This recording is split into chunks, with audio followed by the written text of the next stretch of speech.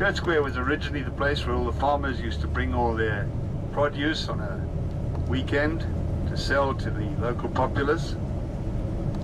Today it is just a beautiful square and has some very historical buildings. If you look on the right, that red coloured building, that was Paul Kruger's Parliament building, known as the Raadsaal, very historic building.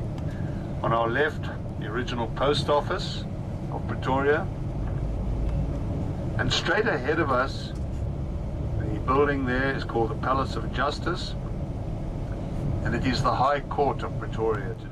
On the centre, on our right now, in the centre of the square, there is the statue of Paul Kruger. He was a big man, stood well over 6 foot, and was always in the habit of wearing a top hat, so made him look even bigger.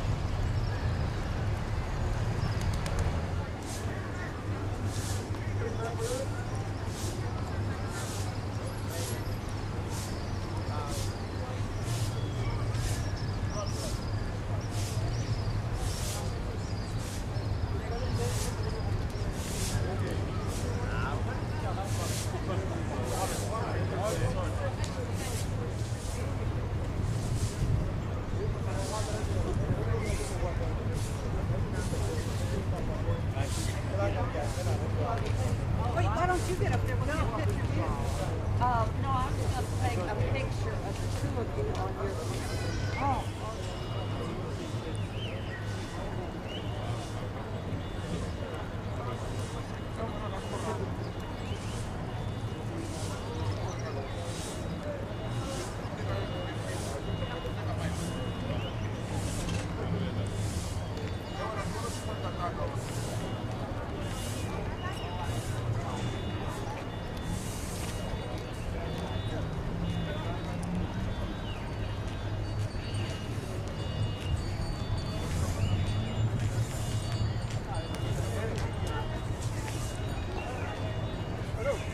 Marching to Pretoria, Pretoria, Pretoria.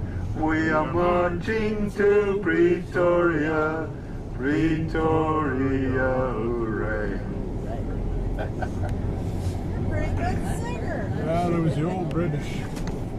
Yeah, that song came out of the Anglo-Boer War. It was the British soldiers who used to sing this. Although the white people in South Africa are a minority,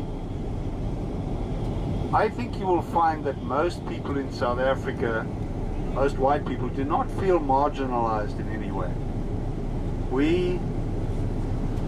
One of the things that happened when we became a democracy, President Mandela, when he came out of prison, when he was released,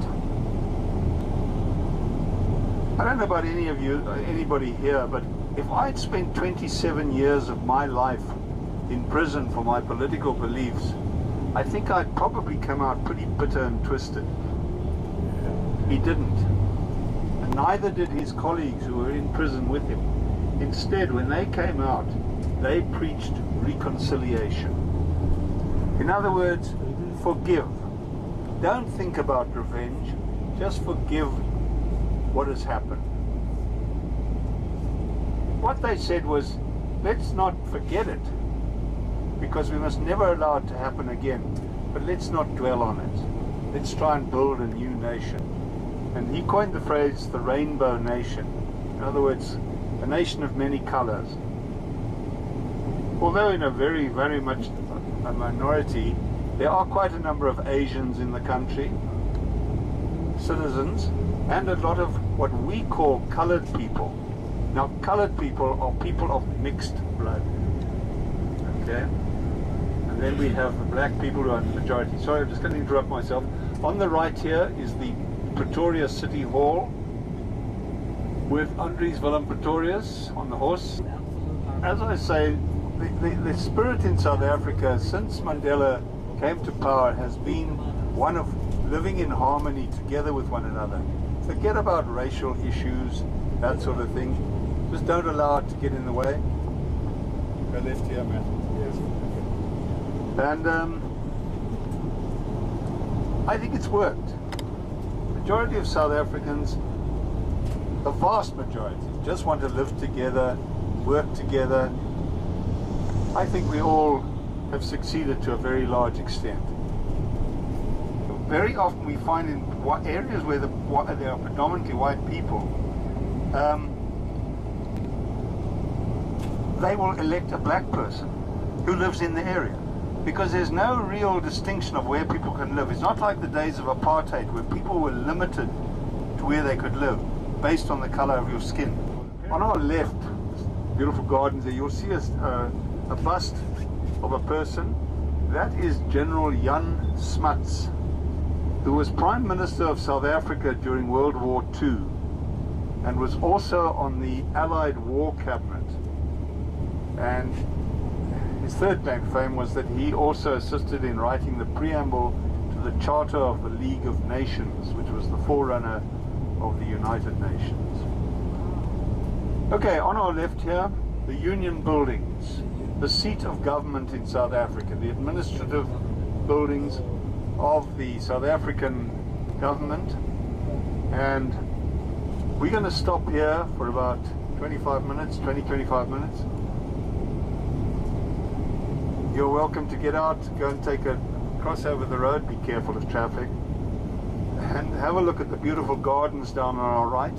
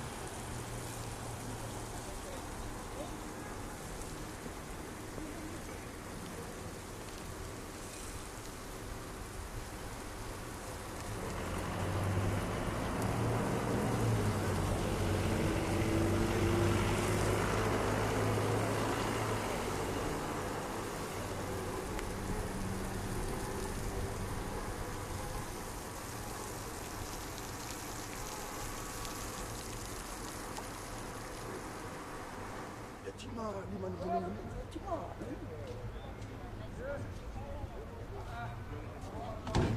everyone is here. Our group is still here.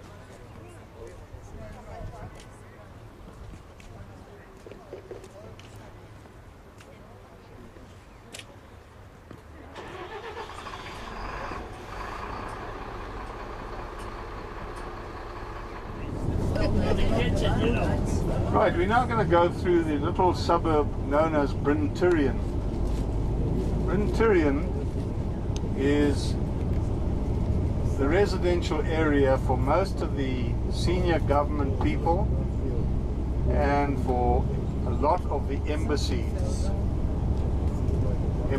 and in some cases high commissions as they call them. Okay. Ivory Coast ambassadors.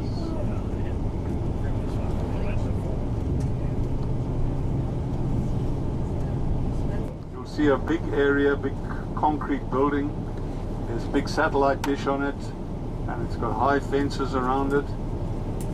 Our local name for it is Fort Knox. It's actually the embassy of the United States of America. Figures. House when he was president of the Transvaal Republic. This was where he lived. As I say, they're refurbishing the place now and repainting it. But this was the house he lived. He was always happy to sit out on this veranda, and anybody could come along and talk to him at any time. The two stone lions there were presents given to him by one of the mining magnates, a man by the name of Barney Bonato, who was obviously trying to curry favor with him. See on the left here now is the prison. And the old prison, of course, was the one place in South Africa where capital punishment was carried out by hanging. Today we don't have capital punishment in South Africa. We've abolished it entirely.